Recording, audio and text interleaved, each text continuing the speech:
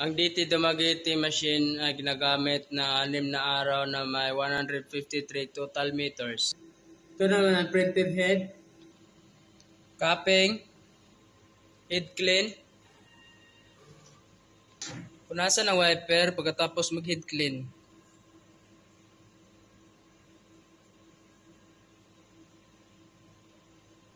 After head clean, nozzle check.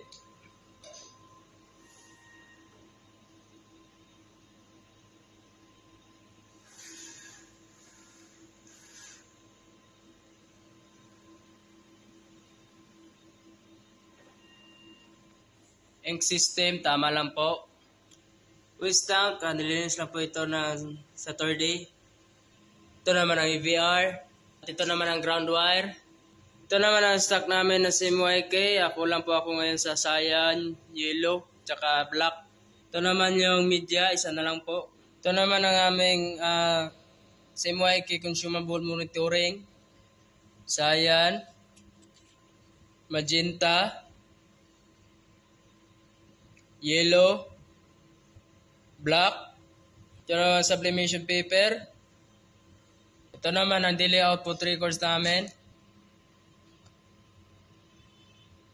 Ito naman ang printer delay checklist namin. Yan lang po. Maraming salamat.